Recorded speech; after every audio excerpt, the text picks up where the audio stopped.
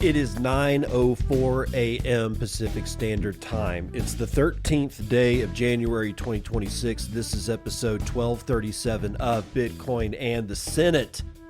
The Senate of the United States has filed again for this major crypto bill. That's going to start us out today for all the news that you can use about Bitcoin and more with me, your host, David Bennett, here on the Bitcoin and podcast. Next up, we're going to talk a little bit about Spark. I got Roy Scheinfeld from Bitcoin Magazine. He says he's going to explain Spark like we're 5 years old. And honestly, that's kind of appreciated. I mean, it seems, when people say explain like I'm 5, sometimes it sounds like you're being, self-deprecating. But honestly, when it gets into like highly technical matters, it's nice to just have, instead of the backbone of the tech flashed in front of you, it's nice to have it explained through analogy and imagery and other types of things. So we'll do that. And then we're going to go to Iran because they are in the midst of the shit right now, which sucks for the Iranian people. But, yesterday, what I loved about and this always happens, especially in Middle Eastern countries where the government, what is almost irrevocable that these countries do when their people, the citizenry, start to protest en masse. They arrange pro-government rallies. Honestly, just think about that just for a second. Could you imagine wanting to go to a pro-government rally?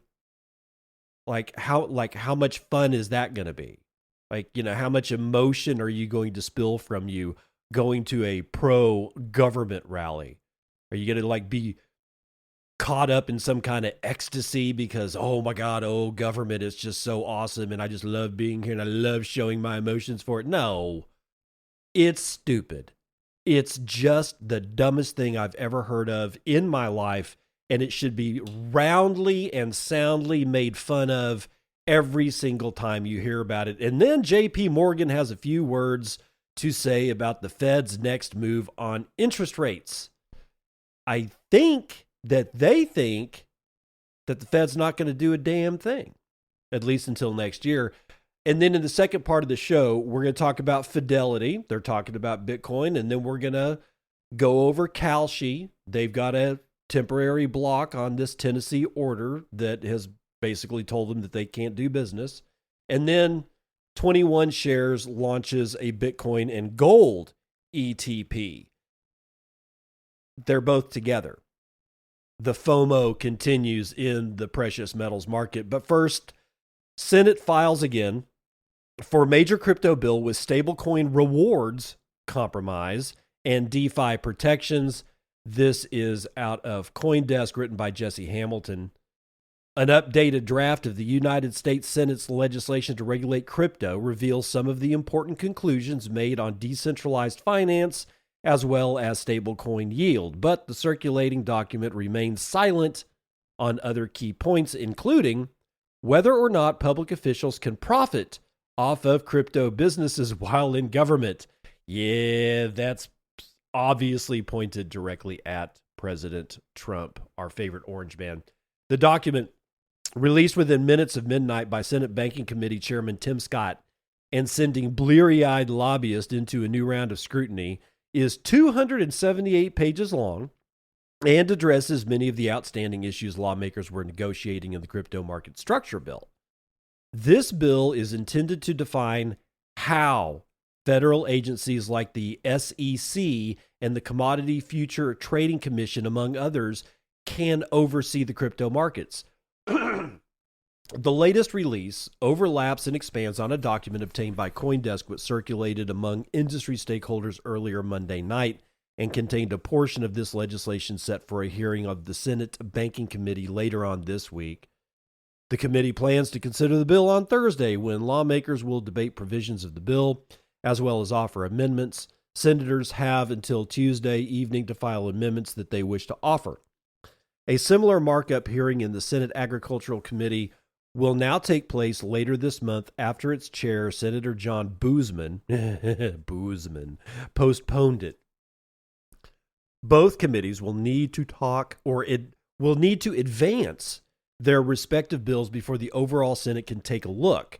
One of the central points on the ongoing negotiations, the question of stablecoin rewards and yields, was finally addressed after weeks of back and forth between crypto industry and banking lobby. In general, a digital asset service provider may not pay any form of interest or yield, whether in cash, tokens, or other consideration, solely in connection with the holding of a payment stablecoin, the bill said. This provision does not apply to activity-based rewards or incentives, including transactions. That resembles a compromise floated last week by Democratic Senator Angela Brooks, one of the negotiators on that legislation, who sought to protect the deposit-taking business model of community banks. Yeah, she was basically hammered on by the banking lobby, I can already tell. A person familiar with the talk said that the representatives of one of the chief industry voices on the issue, Coinbase, had also seen Brooks compromise as trying to find a constructive way forward on an issue that had locked up the negotiations. The bill used the Genius Act's definition of digital asset service provider, which includes exchanges, custodians, and issuers. The bill also does not seem to include any provisions addressing ethics concerns that Democrats on the committee laid out last fall, specifically referencing President Donald Trump and his family's ties to multiple crypto businesses. The discussion draft includes provisions addressing how securities are to be regulated by the U.S. SEC, illicit finance, decentralized finance, banking, and responsible regulatory innovation. The bill includes the Senate's ancillary asset. That's a term previously introduced in an earlier draft from the Banking Committee. The House of Representatives did not include the term ancillary asset in its own counterpart legislation, meaning it will have to vote on the Senate version or force negotiations between the two houses of Congress.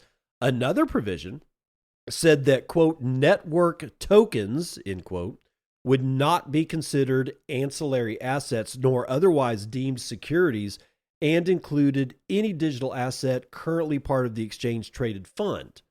This provision suggests that by default, shitcoins, and they list a lot of them, among others, may be deemed not securities. Oh, for the love of God.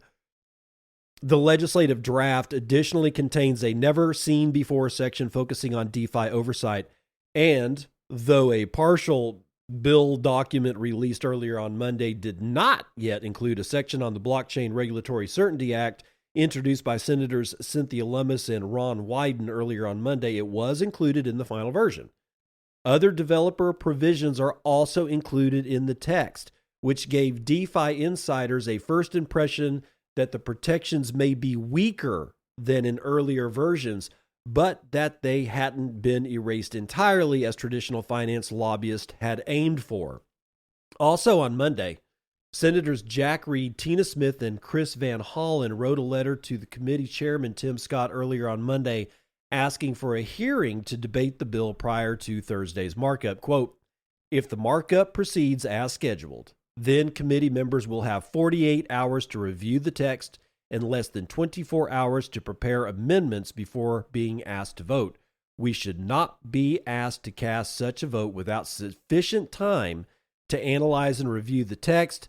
This may be the most significant law considered by the committee this century. Wow. Okay, that's the end of the article. That's some powerful language right there.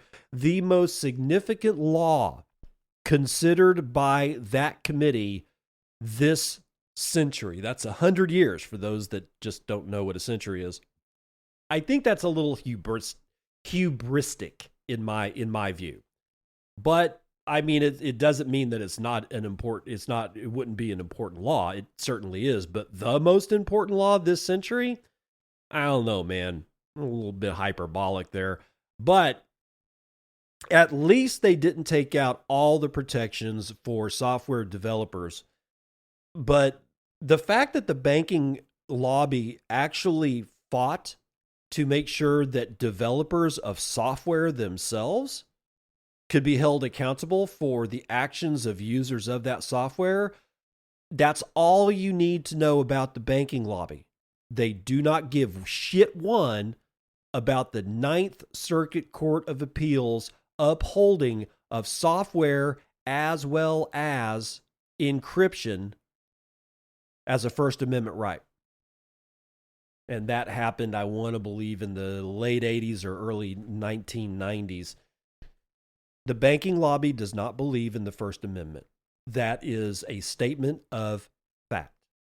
The banking lobby of the United States does not believe in the efficacy nor the legitimacy of the fundamental and very First Amendment to the United States Constitution.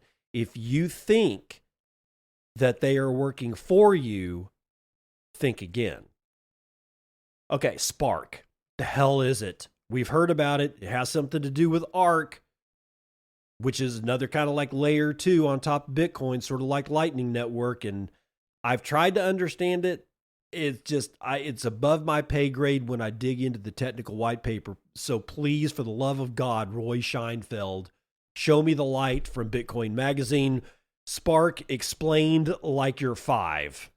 Some of you may remember an article I published years ago, Understanding Lightning Network Using Abacus, which I wrote after it became clear to me that people didn't fully understand how the Lightning Network works. At the time, my goal wasn't to explain Lightning's cryptography or implementation details, but to demystify the core idea behind payment channels. I used the analogy of the abacus to focus on the concept rather than the mechanics. It worked well, and people later adopted the abacus analogy to explain Lightning to noobs. Lately, I've been feeling a strong sense of deja vu when discussing Spark. I notice a similar pattern. Some know to say state chain, but for most, that's where the understanding ends. And as with Lightning back then, the problem isn't a lack of intelligence or effort. It's simply that the underlying mental model isn't clear. So I'll try the same approach again. Explain how Spark works conceptually without getting into cryptographic terminology. The two-piece puzzle. At its core, Spark allows users to send and receive Bitcoin without broadcasting on-chain transactions. The Bitcoin doesn't move on-chain when ownership changes. Instead, what changes is who can jointly authorize their spend.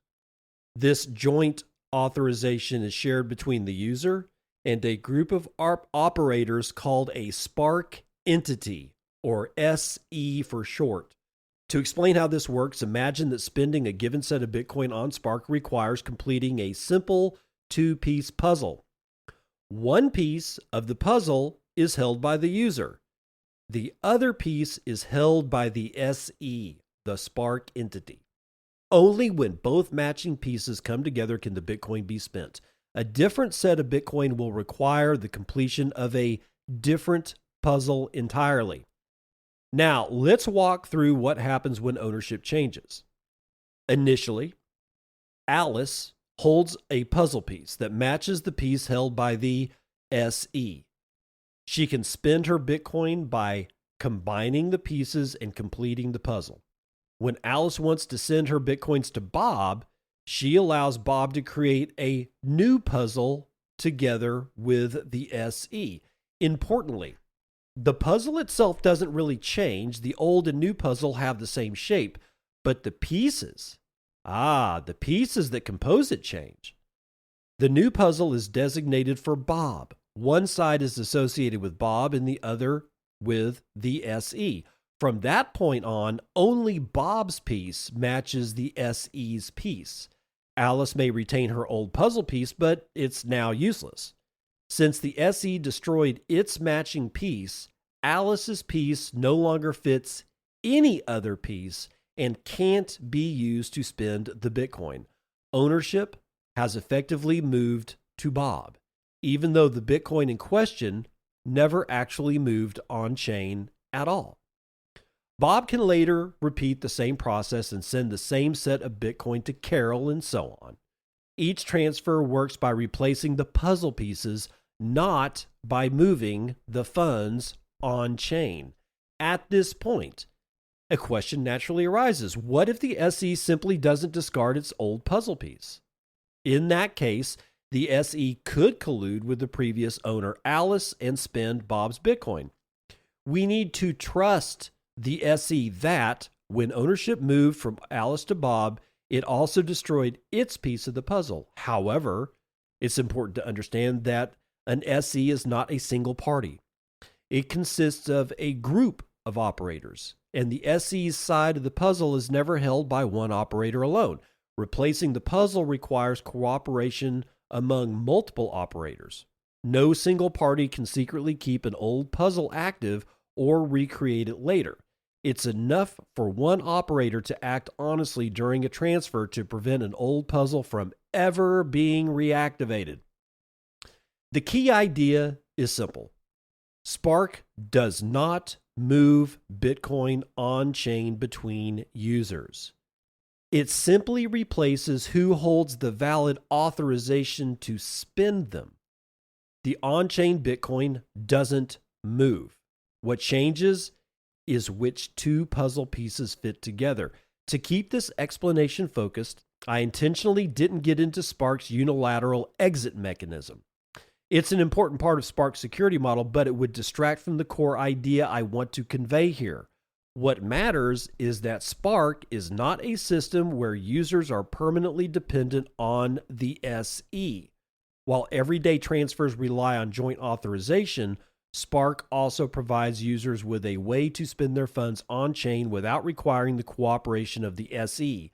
That escape hatch exists by design. It's just outside the scope of this explanation. That's the end of the article, and that, for me at least, clears up a lot of questions about Spark. Now I understand that we are not actually moving Bitcoin on-chain. While that's also true for the Lightning Network, there is token movement in the form of Lightning-based Satoshis or Lightning Bitcoin, and that's been a matter of contention for a long time, starting with everybody's favorite Bitcoiner, Roger Ver, who is no longer anybody's favorite Bitcoiner at all. But he did bring up the notion that we're talking about moving tokens inside the Lightning Network, and therefore they're not really Bitcoin. We can argue about that shit until the world looks level, and I'm not going to do it. All I want to suggest here is that with Lightning, it may be the case that Bitcoin doesn't ever move on chain, but there is movement within the Lightning Network. In Spark, you don't even need that. At least that's the way that I'm reading this. All we're doing is changing the ownership of the ability of who gets to vector Bitcoin to a different position or a different wallet, right? We're just changing puzzle pieces. We're just saying, okay, you had the key, now I have the key. All you really vectored was the key from you to me, or from me to Carol, or for Carol, from Carol to Dave, or whoever else is in that alphabet of users. And that to me is really important, because as long as we're, again, being a layer 2 on Bitcoin, as long as we're not actually taking up block space, then we don't have to pay fees. We don't end up extending bloat, and we can start thinking about smaller amounts of Bitcoin being sent, because we're not really sending the Bitcoin. We're just changing ownership of partials of Bitcoin, right? So it's not a bad way to think about it. And I really do appreciate this gentleman for stepping in and explaining, like I'm 5, what the hell Spark is. Now I've got a better idea. It's just too bad that the people in Iran have probably no idea what's going on, other than the fact that they're pissed. So from Atlas 21, Iranian Rial crisis. Bitchat and Bitcoin become key tools for citizens. Iran's national currency is experiencing an unprecedented collapse, with the exchange rate reaching approximately 1.4 million rials per US dollar. The deterioration of the local currency is not a recent phenomenon, but the acceleration observed between the years 2025 and early of this year, 2026, it's reached an alarming proportion. International sanctions continue to place heavy pressure on the country's economy, while oil revenues have drastically declined. In this context, citizens and investors are seeking alternatives to the national currency.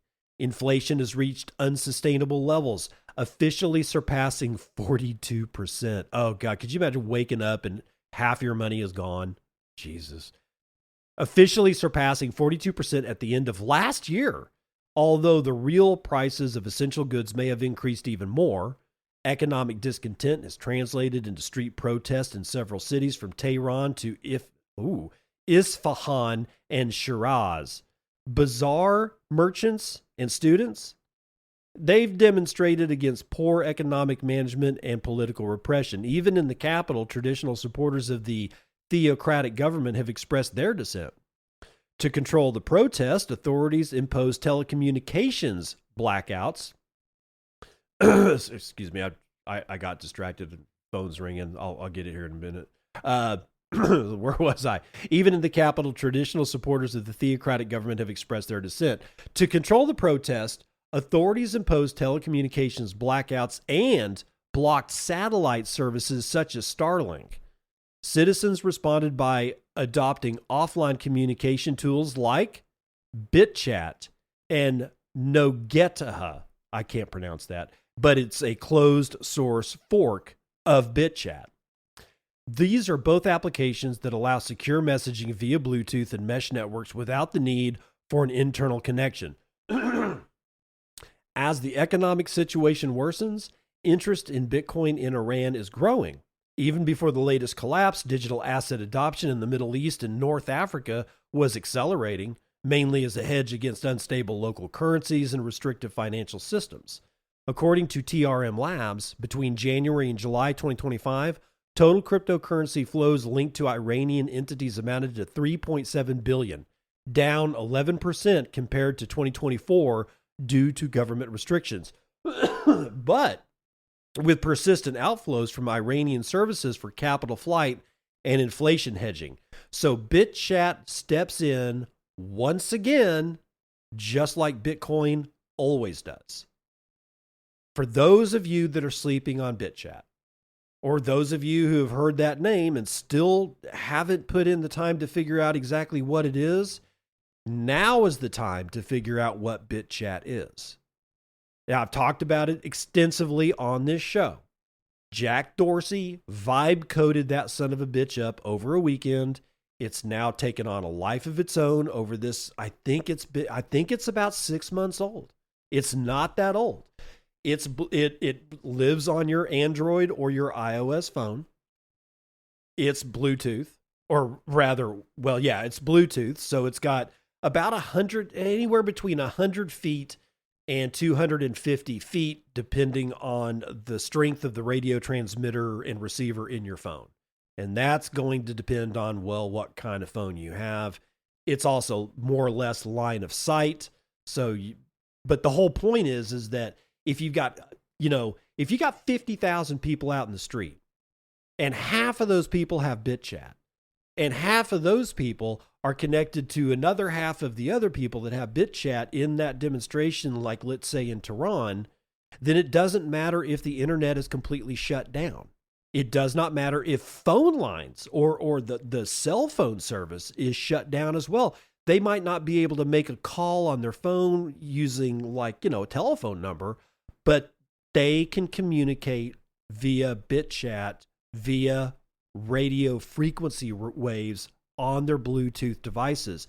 And unless you flood those zones with an EMP or some kind of very forceful radiative energy that interferes with radio frequency, you're not shutting communications off. It's popular everywhere there's been protest, which is almost everywhere in the world right now. The world is ripe for a world revolution. I smell it. I feel it on the wind.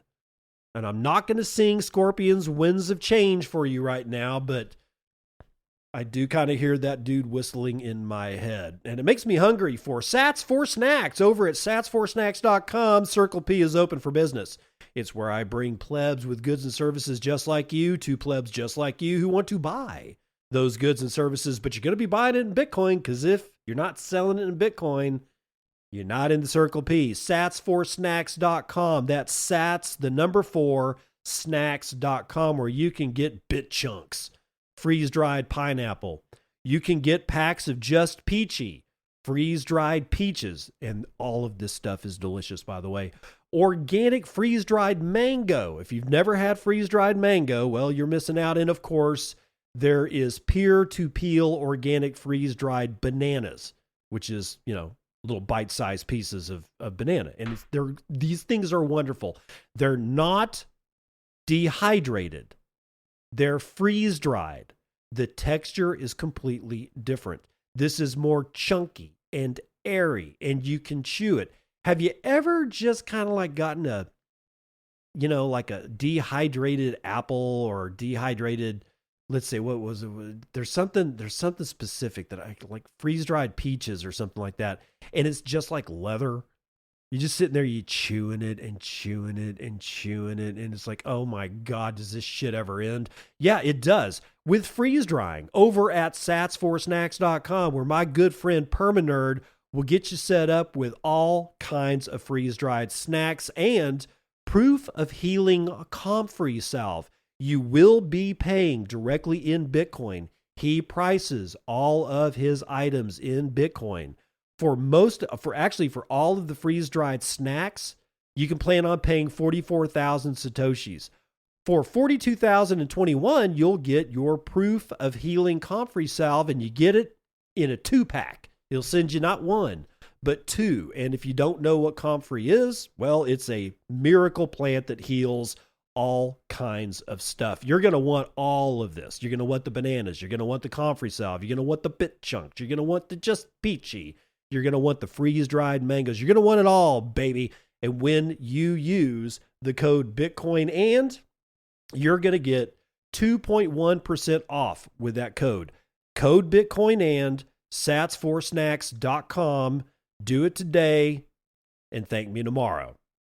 JPMorgan sees Fed's next move, an interest rate increase. Oh, that's surprising. Crypto bulls are talking about cuts, but JPMorgan is talking about an increase. And frankly, I'm surprised. Omkar Godbulls got it for CoinDesk.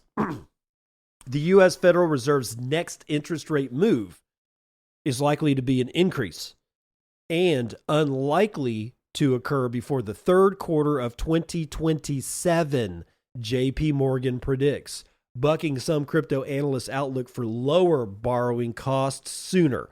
The world's largest bank by market cap said on Friday that it expects the Fed to hold rates steady with a 3.5 to 3.75% target this year for the entire year, and then raise by 25 basis points in the third quarter of next year, 2027.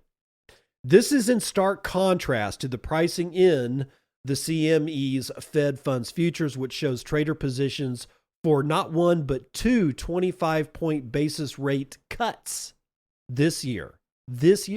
Many crypto analysts also say they expect borrowing costs to decline, incentivizing greater risk-taking across the economy and financial markets.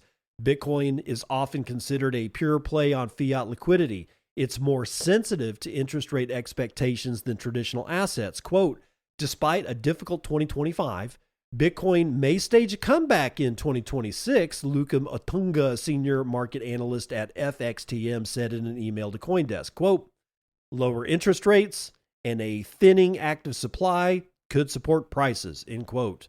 Most crypto bulls expect the next Fed chairman to be more dovish than the incumbent, Jerome Powell, whose term is set to end this May. JPMorgan's prediction of higher rates aligns with bullish chart patterns in the 10-year Treasury yield CoinDesk discussed in November. That pattern suggests the market bond yield could rise towards 6% in the coming year or so. It's currently at about 4.18. The bank, however, maintained that rate cuts could be back on the table if the labor market weakens or if inflation falls. Quote, if the labor market weakens again in the coming months, or if inflation falls materially, the Fed could still ease later this year, analysts at JPMorgan said. Quote, however, we expect the labor market to tighten by the second quarter and disinflation process to be quite gradual. Several other investment banks have reassessed their own rate cut forecast following Friday's U.S. employment data, which showed the jobless rate dipping to 4.4% in December. Yeah, that's because people are just giving up looking for work. Goldman Sachs and Barclays now foresee rate reductions in September and December, following a lowering in June compared with their previous projections of cuts in March and June. So Goldman Sachs and Barclays are still looking at rate reductions, whereas JPMorgan themselves are saying no, not only will there not be any more reductions, they're going to hold it steady, and then they're going to start increasing rates in the third quarter of next year, which is, in my opinion, that's a little too far out to be looking, even for somebody with, the analyst prowess as JPMorgan. But we'll have to see. Meanwhile, let's run the numbers.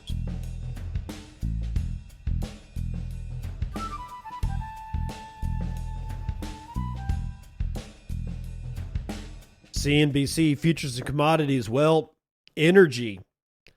This is all probably due to what's going on in Iran, because every time somebody sneezes or farts in a particular direction in the Middle East, energy prices go haywire, and it's all in the green except for natural gas, which normally acts as a hedge. Brent North Sea up 2 1/3 to 65.39.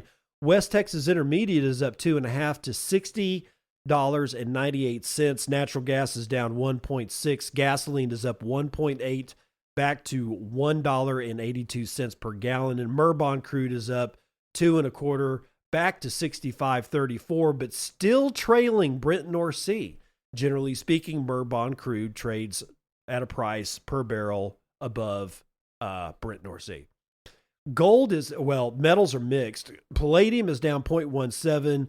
Gold is basically sideways at $4,617.09. Platinum is down 0.08%. Silver is up 4 1/4 to $88.70. Holy shit.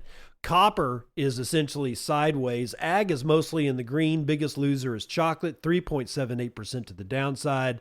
Biggest winner today is rough rice, 2.7% to the upside. Live cattle up 1.18. Lean hogs up 1/3, and feeder cattle are up 1.5. The S&P is down 0.14. NASDAQ is sideways. The Dow is down 0.6% today, and the S&P Mini is up 0.13%. 93,200. We got a little bit of a candle there. $1.86 trillion of market cap for Bitcoin, and 20.2 ounces of our favorite shiny metal rock can be had for our one Bitcoin, of which there are 19,975,226.16 of. Average fees per block are low, 0.02 BTC taken in fees on a per block basis. There's a lot of blocks. There's about 48 of them. But they're only carrying a collective 35,000 unconfirmed transactions waiting to clear at high priority rates of 1 sat per VByte. Low priority is going to get you in at 0.2. Hash rate, 1.03 zettahashes per second. We are still in zettahash territory. That is all the protection I need to see for the Bitcoin network. From Pow. Yesterday's episode of Bitcoin, and I got Oak Grove with 1236 says, Trump having Powell investigated. Talk about the circuses surrounding the bread. Got the freeze-dried fruit nearly 2 months ago and loved it. Raffled one off at the last Fort Bitcoin meetup. Ordered Oshi's Hodl Bars last night as well. I am excited. See, Oak Grove is taking part of all that the Circle P has to offer in the way of our preferred vendors. And he's going to be more than satisfied. Jason High with 250 sats says, I had the same issue with Fountain. New podcasts wouldn't load. I contacted Fountain and they said they were aware of the issue and it should be resolved. I uninstalled the app and then reinstalled it, and it's been fine ever since. I've had to reinstall Fountain a couple of times myself. It's not, honestly, it is just not that big of a deal. Things happen, and as I said yesterday, I'm surprised half of this shit works half as well as it does in the first damn place. It's a lot. I mean, when you think about it, man, it's a lot of technology flying around, and we don't really want to parse through it, right? We just want the podcast. That's all we want. And for whatever reason, my ability to read the rest of the boost today has just been destroyed. So we're going to call it good. That's the weather report.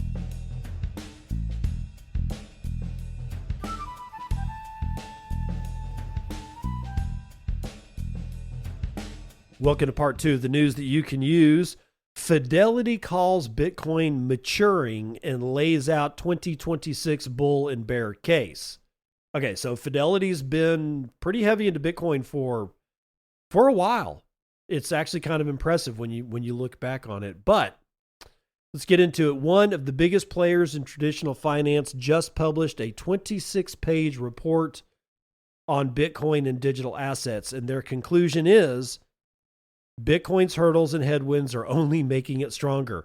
Fidelity Assets released its 2026 look-ahead report, taking a deep dive through some of Bitcoin's issues and dropping a future outlook. On the technical side, Fidelity pushed back hard on claims that ordinals, inscriptions, and op return expansion are breaking Bitcoin.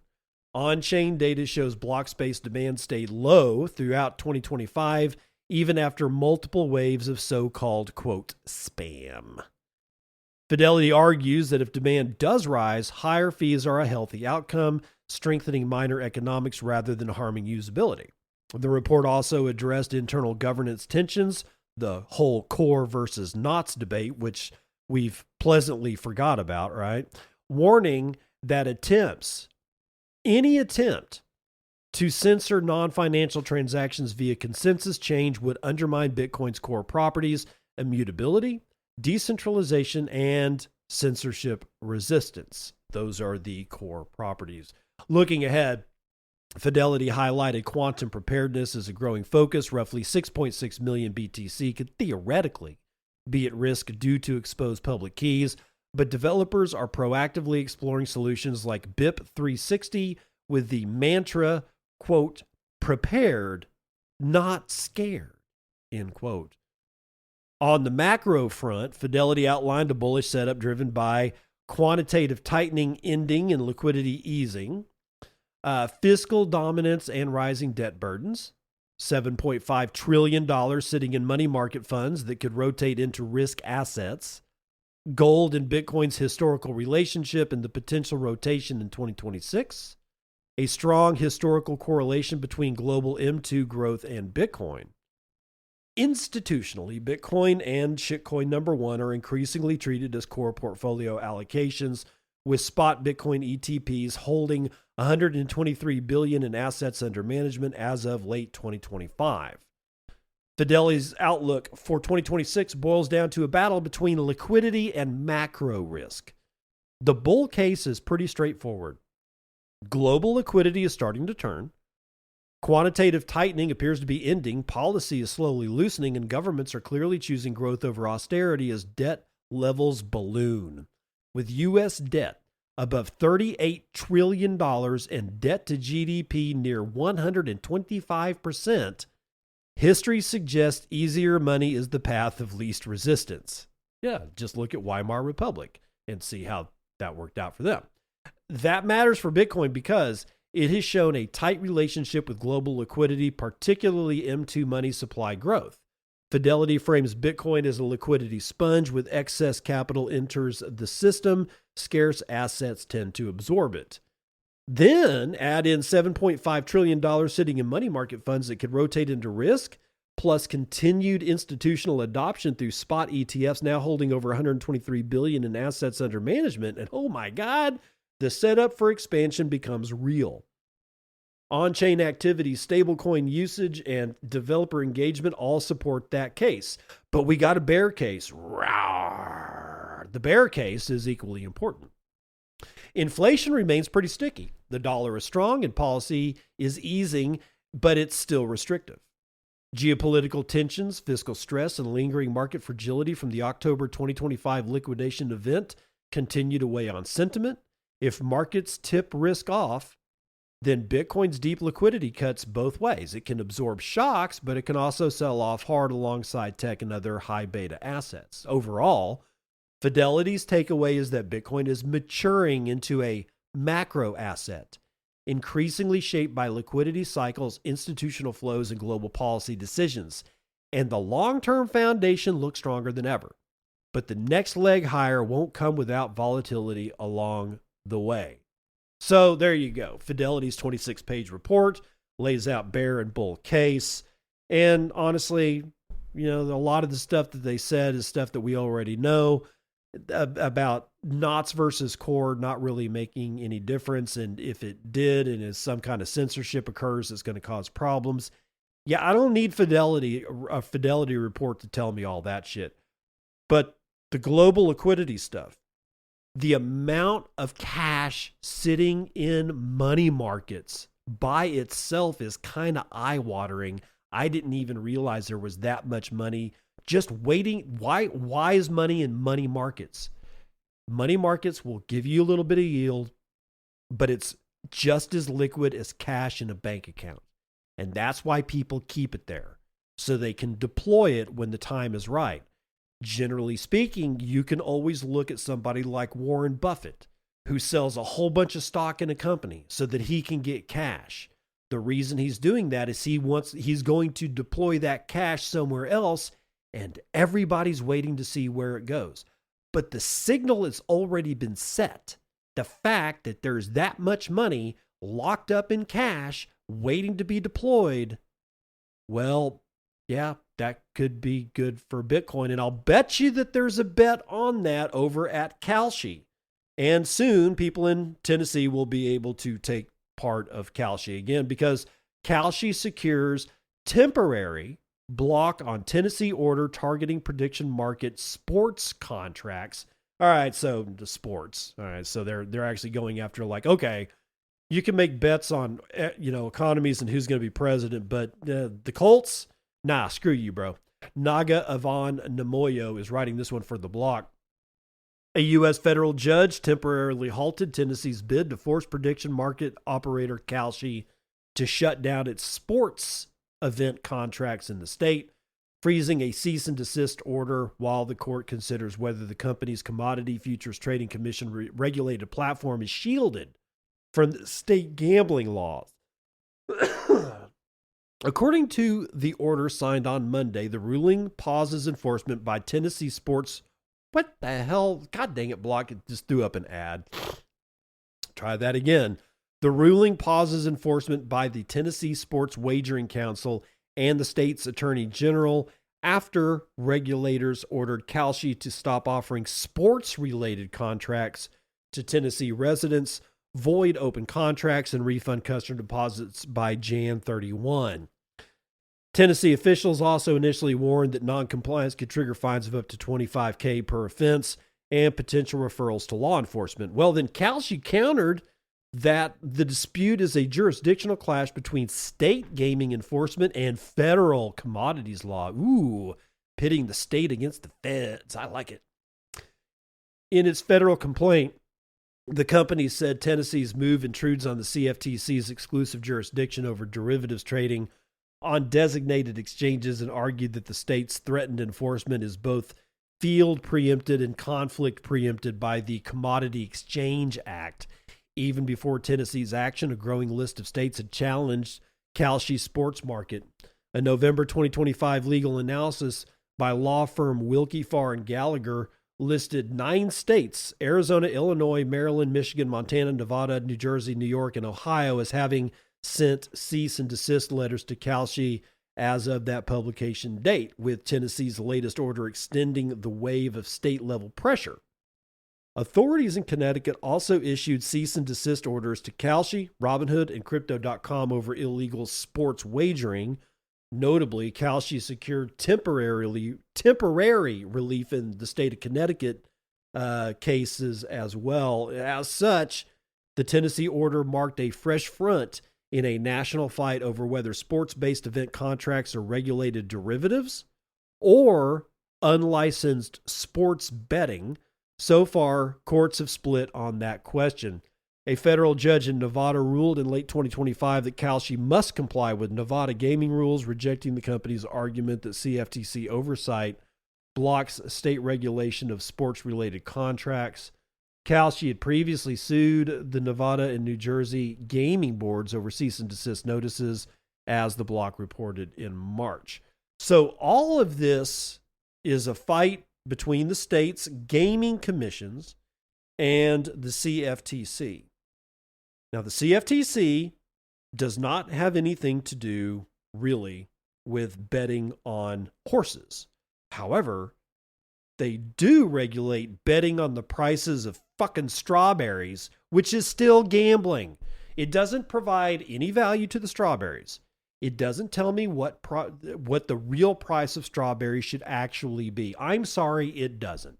I don't give a shit what Nobel laureate you drag out in front of me. All I'm going to want to do is tar and feather his ass and throw him back into the pit of academics from whence he came. It's bullshit. Derivatives and futures contracts and all of that crap is nothing but gambling. And yet here we are with the CFTC arguing against state regulators as to whether or not betting on the Colts game is a derivative or a bet. Is this really where we're at? We haven't figured this out yet? Are you serious? It's not that hard, ladies and gentlemen. Maybe I'll just buy some Bitcoin and gold.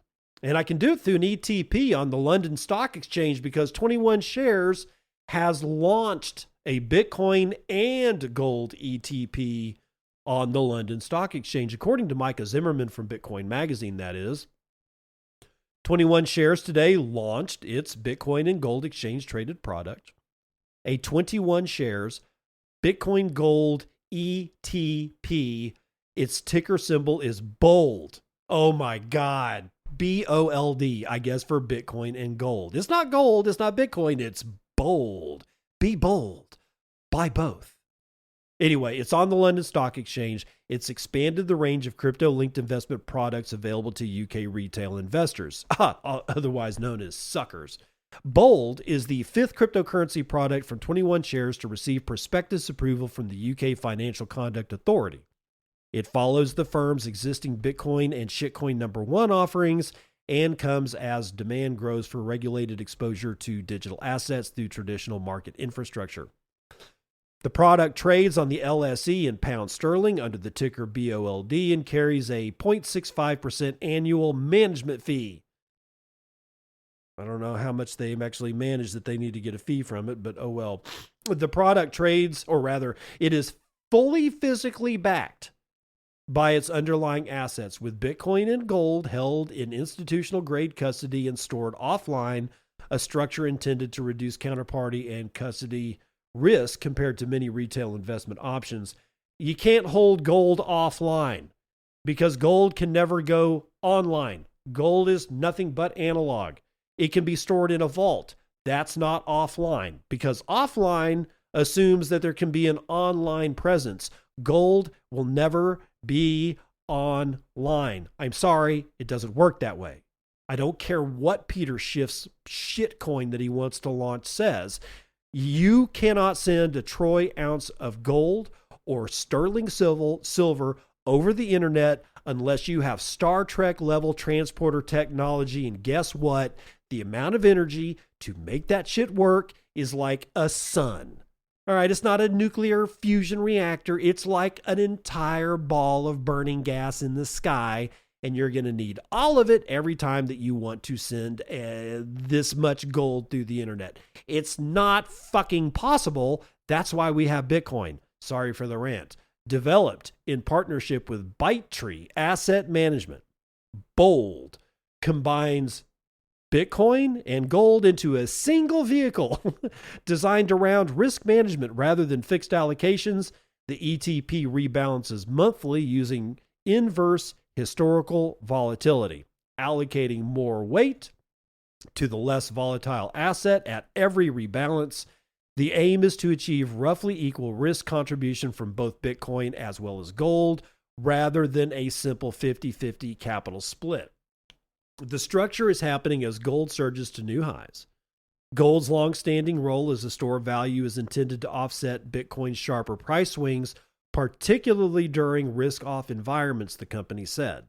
As of January 12th, Bold had $40.1 million in assets under management and reported a 3-year Sharpe ratio of 1.79 according to 21 shares. The product adjusts its holdings every month to stay aligned with its volatility-based framework, trimming the stronger asset and adding to the weaker one. Russell Barlow, CEO of 21 Shares, said the London listing reflects the firm's push to broaden access to regulated crypto products in the UK. Quote, Bold aims to give investors exposure to Bitcoin's growth potential while retaining the relative stability of gold, Barlow said, adding that the product is positioned as a potential hedge against inflation. Chuck Morris, or Charlie, founder and chief investment officer of Bitchatty Asset Management, described Bitcoin and gold as increasingly complementary assets. He said, Bold applies a rules-based process to combine them in a transparent structure designed for investors navigating persistent inflation and monetary uncertainty. Back in October of 2025, the UK's Financial Conduct Authority lifted its 4-year ban on retail access to Bitcoin and crypto exchange-traded notes, allowing firms to offer CETNs on FCA-approved exchanges such as the London Stock Exchange and the CBOE UK. The move followed months of consultation and signaled a more open, yet still cautious, approach to crypto regulation. FCA Digital Finance Executive David Giel said the decision reflected a more mature, here comes mature again, a more mature and better understood market while maintaining investor protections. Unlike ETFs, ETNs are debt instruments that track the price of assets like Bitcoin without requiring investors to hold the underlying crypto. All right, so this isn't like the most terrible product I've ever heard of. The constant rebalancing is kind of an interesting notion, but it's still a bet. You're still gambling. And in fact, you're not gambling on one, you're gambling on both assets at the exact same time. And I see why that can give you a little bit of a thrill if you're somebody who likes to, I don't know, put money into paper bags, douse them in diesel, and light them on fire at the fucking roulette table. But be that as it may, the question becomes also, why didn't you just use gold and silver? Why not sell the gold and buy all the silver until we get to a time when silver is more weighted than gold, and then you start selling silver for gold? You know, we could do that with anything. I could do that with pig hides and beef. I could do that with gold and, I don't know, ostrich feathers. Whatever, dude. I mean, it's like, just because we have this new product and it's Bitcoin and gold doesn't really mean anything, does it? I mean, it's not the worst product I've ever seen, but because why? My underlying premise here is that Bitcoin companies and people that are like have been interested in Bitcoin for years are feeling FOMO, like they're 4 years old, like they haven't matured in this market, like at all. Like all of the resilience, all of the armoring around the skin that built up like fucking calluses on your fingers as a jazz guitar player that you built up because of all of the crashes of Bitcoin. All the 50% drops, all the 40% drops, and the 35s and the 70s and the 80s. We've had 80% drops. It's ugly out there, man, but you build up a thick skin. And what I'm seeing is people just crumbling because gold fever is back. It's kind of amazing. And I'm going to state it very clearly for anybody out there in the back. I don't hate gold. I don't hate silver. I never have. It depends on what you want to use it for. If it's actual money, and if Bitcoin is actual money, what makes the better money? Bitcoin does. Now, I can also temper that just a little bit for the gold bugs in the back who hate it when I say anything bad about gold at all. I actually think that if in situations where you're in small towns or whatnot, I think the money can very well be gold and silver. You physically hand over gold coins.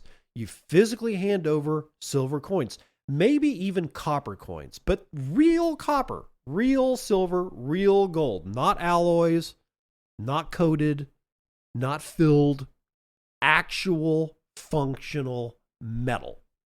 And that I can use to go buy a burrito with. In town, I physically hand them gold. They physically hand me a burrito. No financing, no nothing. If I want to buy something over the internet, unless I'm going to burn the power of a sun, I'm not going to be able to send all the atoms of gold, silver, and copper that I need to Amazon. I want to use Bitcoin. I'm going to use something digital. For long-term and long-distance purchases, I want Bitcoin. Right?